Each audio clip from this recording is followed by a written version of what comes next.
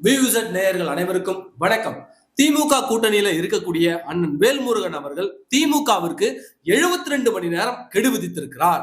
எதற்காக அந்த கெடுவினை விதித்திருக்கிறார்? அது மட்டும் இல்லாம அவர் திமுக கூட்டணியிலிருந்து வெளியேறினால் என்ன மாதிரியான பாதிப்புகளை திமுக சந்திக்கும், அவர் ஒருவேளை அதிமுக கூட்டணிக்குள்ள போனா என்ன மாதிரியான பலன்களை அதிமுக சந்திக்கும் என்பதை பற்றி இந்த காணொலியில நாம விரிவாக பார்க்க போகிறோம். இது வரைக்கும் நம்முடைய இந்த புதிய சேனலை நீங்க சப்ஸ்கிரைப் பண்ணாம இருந்திருந்தா மறக்காம சப்ஸ்கிரைப் பண்ணுங்க. அப்படியே பக்கத்துல இருக்க அந்த பெல் சிம்பிளை கிளிக் பண்ணிட்டீங்கன்னா நாம போடக்கூடிய வீடியோக்கள் உடனடியாக உங்களை வந்து சேரும். நம்ம எல்லாருக்குமே நல்லா தெரியும், அண்ணன் வேல்முருகன் அவர் ஒரு சிறந்த தமிழ் தேசியவாதியாக இருக்கிறார். அப்படி இருக்கும்பொழுது அவர் தனக்கு சம்பந்தமில்லாத ஒரு கூட்டணியில இருக்கிறாரே என்பதுதான் எனக்கு மிகப்பெரிய மன வருத்தம். ஏன்னாக்க இந்த தமிழ் சமூகத்தை ஈழத்தமிழர்களை கொன்று குவித்ததில் திமுகவும் காங்கிரசுக்கும் இருக்கக்கூடிய பங்கு என்பது அளப்பரியது. அது மறுக்கவும் முடியாது. ஏன்னா இவர்கள் இருவரும் ஆண்ட காலத்தில் தான் அங்கே ஈழத்தமிழர்கள் கொன்று குவிக்கப்பட்டார்கள்.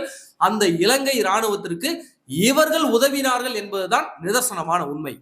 அப்போ தமிழ் தேசியம் பேசக்கூடிய அண்ணன் வேல்முருகன் அவர்கள் நம் இனத்தை கொன்று குவித்த அந்த இன துரோகிகளிடம் போயிட்டு கூட்டணி வச்சிருக்கிறாரு அப்படி எனும் பொழுது உண்மையாகவே எனக்கு மிகப்பெரிய மன வருத்தம் இருந்தது.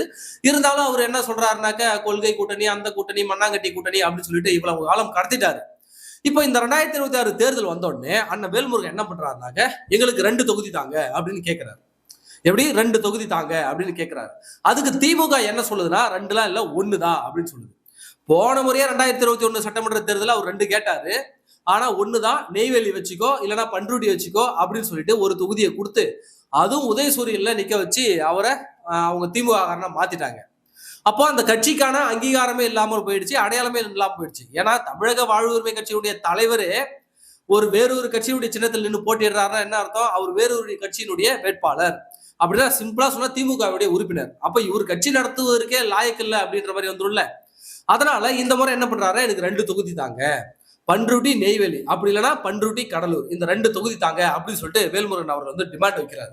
அப்படி டிமாண்ட் வைக்கும் போது அவங்க திமுக தரப்பு என்ன சொல்லுதுன்னா, 1 தாங்க, போன தடவை உதயசூரியன் சந்தில போட்டிட்டீங்களே, இந்த தடவை சுயேட்சை சின்னம் வேணா எடுத்துங்க, ஆனா 1 தான் அப்படின்னு கட் அண்ட் ரைட்டா சொல்லிட்டாங்க. ஆனால் அண்ணன் வேல்முருகன் அவர்களுக்கு 4 தொகுதிகள் வரை கொடுக்கலாம். அந்த அளவுக்கு கெப்பாசிட்டி உடையவர் தான். திமுக கூட்டணியில 4 தொகுதி வரைக்கும் கொடுக்கலாம். அந்த அளவுக்கு கெப்பாசிட்டி உள்ளவர் தான். ஏன்னா வட தமிழகத்தில் இருக்கக்கூடிய வாக்குகளை அவர் கொஞ்சம் கவர்ந்து இந்தாண்ட பக்கம் இழுத்து தருவாரு. அந்த அளவுக்கு கெப்பாசிட்டி படைத்தவர் தான். ஆனால் அவருக்கு 1 தொகுதி தான் சொன்னோன்னே அண்ணன் வேல்முருகன் அவர் ட்ரிகர் ஆயிட்டாரு. போன தடவை 1 தொகுதி தான் கொடுத்தீங்க, அதுவும் உதயசூரியன்ல நிக்க வச்சிட்டீங்க.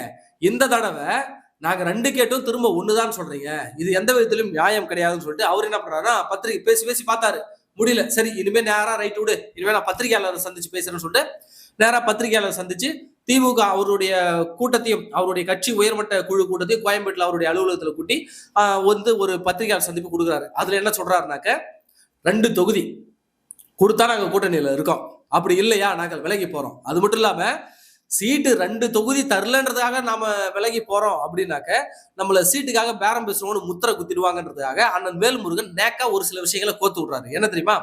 சாதிவாரி கணக்கெடுப்பு நடத்துவோம், ஈழத்தமிழர் விடுதலை, அதாவது சிறையில் இருக்கக்கூடிய ஈழத்தமிழர்களை விடுதலை செய்யணும்.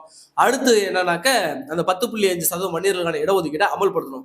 இந்த கோரிக்கைகளையும் நீங்க ஏற்றுக்கணும். அந்த மாதிரி ஒரு 10 கோரிக்கை வைக்கிறாரு. அதுல 5 கோரிக்கையாவது இந்த திமுக ஏத்துக்கணும். அப்படி ஏத்துக்கிற மாதிரியா தான் நான் திமுக கூட்டணியில இருக்கிறேன், எங்களுக்கு 2 சீட்டு கொடுக்கணும், அப்படி இல்லைன்னா இந்த கொள்கைகளை ஏத்துக்கணும், ஒரு 5 கொள்கையாவது நீங்க செஞ்சு தரேன் அப்படின்னு உறுதி கொடுக்கணும், அப்படின்னா நான் உங்க கூட்டணியில இருக்கேன், இல்லைன்னா கூட்டணியில இருக்க மாட்டேன்னு சொல்லிட்டு எங்க சீட்டுக்காக நம்ம வெளியில போயிட்டாக்க நம்மள பேரம் பேசுறாங்கன்னு சொல்லிடுவாங்கன்னு சொல்லிட்டு இது போன்ற ஒரு 10 கோரிக்கையும் இடையில அப்படியே பிட்ட போட்டு விடுறதா பத்திரிகையாளர் சந்திப்பு நடத்துறாரு. அவர் பத்திரிகையாளர் சந்திப்பு நடத்தி முடிச்ச உடனே திமுகவுடைய அமைச்சர்களாக இருக்கக்கூடிய ஏவா வேலுவும் சேகர் பாபும் உடனடியாக அண்ணன் வேல்முருகன் அவர் லைனுக்கு வந்துட்டு, தம்பி என்ன தம்பி அவசரப்பட்டுலாம் முடிவு எடுக்காதீங்க, நாங்க தலைமையிட்ட பேச சொல்றோம் அப்படின்னு சொல்லிட்டு அப்படியே ஆஃப் பண்ணி வச்சிருக்காங்க. வேணா 1 தொகுதி உதயசூரியன், 1 தொகுதி சுயேட்சையில வேணா போட்டிடுங்க அப்படின்ற மாதிரி சொல்லுவதற்கான வாய்ப்புகள் இருக்கிறது. இது போக ஒருவேளை அண்ணன் வேல்முருகன் அவர்கள் திமுகவில் இருந்து வெளியேறினால் அது எவ்வளவு பெரிய பாதிப்பை திமுகவுக்கு ஏற்படுத்தும் என்றால் உண்மையாகவே மிகப்பெரிய பாதிப்பை ஏற்படுத்தும். ஏன் தெரியுமா சொல்றேன்? வட தமிழகத்துல பெரும்பாலும் வன்னிய சமூகம், பட்டியலின சமூகம், 2 சமூகம் தான் பெரும்பான்மை சமூகமாக இருக்கிறது. இதுல திமுகவுக்கு பட்டியலின சமூக வாக்குகளை கொண்டு வரக்கூடிய வேலையை திருமாவளவன் அவர் பார்த்துருவார். வன்னியர் சமூக வாக்குகள் அவங்களுக்கு போகுமா அப்படின்னாக்க போவதற்கு பெரும்பான்மையான வாக்குகள் திமுகவுக்கு போவதற்கு மிகப்பெரிய கடினம். இந்த பக்கம் அதிமுகவில் அண்ணன் அன்புமணி அவர்கள் இருக்கிறதால பெரும்பாலான வன்னியர் சமூக வாக்குகள் இயல்பாகவே அதிமுகவுக்கு வந்துடும். அப்போ இருபெரும் சமூகத்தினுடைய வாக்குகளை பிரிக்கும் போது எக்ஸ்ட்ரா ஏதாவது வேல்யூ அடிஷன் மாதிரி இந்த சமூகத்தின் வாக்கை அந்தாண்ட டிரான்ஸ்பர் பண்ணணும், அந்த சமூகத்து வாக்கை இந்தாண்ட டிரான்ஸ்பர் பண்ணணும். அப்படி ஒரு சக்தி இருந்தாக்க வட தமிழகத்துல பெரும்பாலுமான இடத்துல வெற்றி பெறலாம் அப்படின்னு ஒரு நிலை இருக்குது. இப்பேற்பட்ட சூழல்ல வன்னியர் சமூக வாக்குகள்ல ஏதாவது கொஞ்சமாவது பிரிச்சு இந்த பக்கம் கொண்டு வரணும், அதை டேலி பண்ணணுன்றதுக்காக தான் அண்ணன் வேல்முருகன் அவர்களை இவர்கள் வச்சுக்கிட்டு இருந்தாங்க இவ்வளவு நாள். அதற்கான காரணமும் அதுதான்.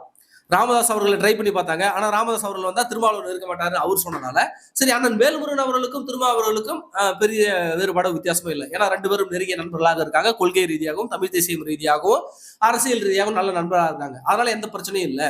அப்போ ஒரு குறிப்பிட்ட வன்னியர் சமூக வாக்குகள் நம்ம பக்கம் கொண்டு வராங்க. அது மட்டும் இல்லாம அண்ணன் வேல்முருகன் அவருடைய கட்சி தொண்டர்கள்லாம் பெரும்பாலும் இளைஞர்களாக இருக்கிறாங்க. அது மறுக்க முடியாத உண்மை. துடிப்பான இளைஞர்களாக இருக்காங்க.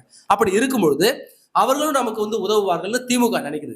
அப்ப இப்பேற்பட்ட நபரை திமுக வெளியேற்றினால் என்ன ஆகும்னாக்க அந்த குறிப்பிட்ட தகுந்த அந்த வன்னியர் சமூக வாக்குகள் போகுதுல்ல, அந்த வாக்குகளும் போகாம அப்படியே டோட்டலா தடைபட்டு விடும். இது திமுகவுக்கு மிகப்பெரிய பேக் ஃபயர். அது மட்டும் இல்லாம அரசியல் விமர்சகர்களாக இருக்கட்டும், மக்களா இருக்கட்டும், ஒரு சின்ன கட்சியை கூட திமுகவில் தக்க வைக்க முடியலையே. வெளியில இருந்து அத்தனை கட்சிகளை உள்ள கூட்டிட்டு வந்தவங்க இத்தனை வருஷம் கூட இருந்த கட்சியை கூட தக்க வைக்க முடியல திமுகவால அப்படி சொல்லிட்டு ஒரு பெரும் விமர்சனத்தையும் திமுக சந்திக்கும். சரி, அப்படியே இந்த பக்கம் ஒருவேளை டிவிகே அண்ணன் வேல்முருகன் அவர்கள் அதிமுக கூட்டணிக்கு வந்தால் என்ன மாதிரியான பலன்களை அதிமுக அடையும், அண்ணன் வேல்முருகன் அவர்கள் அடைவாங்கன்னாக்க முதல் விஷயம், இன துரோகிகளோடு கூட்டு சேர்ந்தார் அப்படின்ற அந்த பழி நீக்கப்படும். இல்லைங்க, நான் இன துரோகிகளோட கூட்டு சேர மாட்டேங்க, இங்க பாருங்க நான் இந்த பக்கம் வந்துட்டேங்க அப்படின்னு சொல்லிட்டு இந்த பக்கம் தமிழ் தேசியத்துக்கு எதிரான எந்த கருத்தும் இல்லைங்க, நான் இந்த பக்கம் வந்துடுறேங்க அப்படின்னு வேல்முருகன் சொல்லலாம். அது மட்டும் இல்லாம 10.5% இடஒதுக்கீடு கொடுத்தது எடப்பாடி பழனிசாமி அவர்கள். அப்ப இயல்பாகவே எங்க அண்ணா எடப்பாடி பழனிசாமி அவர்கள் 10.5% இடஒதுக்கீடு கொடுத்திருக்காருங்க. அதனால நான் போறேங்க அப்படி கூட அவர் இயல்பாக சொல்லிக்கலாம். அது மட்டும் இல்லாம இவர் சொல்ல அந்த கோரிக்கைகள் இருக்குல்ல, சாதிவாரி மக்கள் தொகை கணக்கெடுப்பு, அதெல்லாம் பாஜகவே செய்யறேன்னு சொல்லிடுச்சு. அதிமுக எடப்பாடி பழனிசாமி தலைவராக இருக்கக்கூடிய எடப்பாடி பழனிசாமி அவர்களும் இதை மறுக்கல, அவரும் ஏத்துக்கிட்டார் தான். அப்போ இவருடைய கோரிக்கைகள் ஏற்றுக்கொள்வதில் அதிமுக தரப்புல எந்த விதமான பாதிப்புகளும் இல்லை. அதே சமயம் இந்த பக்கம் பாமக இயல்பாக அதிமுக கூட்டணியில இருக்கிறதால ஒட்டுமொத்த வன்னியர் சமூக வாக்குகளும் அண்ணன் வேல்முருகன் வருவதால அப்படியே மொத்தமா வரும். ஆல்ரெடி கிட்டத்தட்ட 90%, அதாவது 90% வாக்குகள் வன்னியர் சமூக வாக்குகள் அதிமுகவுக்கு தான் உறுதியா இருக்கு. அண்ணன் வேல்முருகன் அவர்களும் வரும்போது அப்படியே சிந்தி கிடக்கக்கூடிய அந்த வன்னியர் சமூக வாக்குகளையும் மொத்தமா கொண்டு வந்து இந்தாண்ட குவிப்பாரு. அது மட்டும் இல்லாம கூட்டணிக்கு புதிய கட்சி, அதாவது திமுகவிலிருந்து ஒரு கட்சியை உடைச்சி எடுத்து அதிமுக சேர்த்துக்குச்சே அப்படின்ற ஒரு பெயரும் புகழும் அதிமுக தரப்பு பக்கமும் வரும், என்டிஏ அலைன்ஸ் பக்கமும் வரும். ஆனால் வேலுமுருகன் அவர்களுக்கு வேற எந்த சிக்கலும் கிடைக்காது. அது மட்டும் இல்லாம 2 தொகுதிகள் என்பதை அதிமுக தாராளமா தரும். ஏன்னா ஆல்ரெடி நீங்க நெய்வேலியில இருக்கிறீங்க, கூடுதலாக ஒரு தொகுதியை கொடுத்து 2 தொகுதியில் நிற்பதற்கான அதிமுக தைரியமாக கொடுக்கும், தாராளமாக கொடுக்கும். அதனால இதுல எந்த விதமான சிக்கலும் கிடையாது. ஆக அண்ணன் வேல்முருகன் அவர்கள் திமுக கூட்டணிக்குள்ள போனாக்க இவ்வளவு பிரச்சனைகள் இருக்கு, வெளியே வந்தாலும் இவ்வளவு பிரச்சனைகள் இருக்கு. அதிமுக கூட்டணிக்குள்ள போனாலும் அதிமுகவுக்கும் பலன் இருக்கிறது, அண்ணன் வேல்முருகன் அவர்களுக்கும் பலன் இருக்கிறது. இதுதான் இந்த முழு விவரம், அண்ணன் வேல்முருகன் அவர்களுடைய இந்த முழு விவரம். ஆனால் அண்ணன் வேல்முருகன் அவர்கள் என்ன செய்வார் என்றால், இன்னும் ஒரு சீட்டு சேர்த்து கொடுத்து கொஞ்சம் பணத்தையும் தூக்கி கொடுத்தாங்கனாக்க கண்டிப்பா திமுக கூட்டணி எல்லாம் போயிடுவாரு. அதெல்லாம் கூச்சமே பட மாட்டாரு. இதுதான் கலை யதார்த்தமும் கூட. இருந்தாலும் ஒருவேளை ரொம்ப அவமதிக்கப்படுறாரு, என்ன அவமதிக்கிறாங்க, என்ன மதிக்கல அப்படின்னு ஒருவேளை அண்ணன் வேல்முருகன் அவர்கள் கருதினார் என்றால் அவர் அதிமுக கூட்டணிக்கு வருவதற்கான வாய்ப்பு இருக்கு.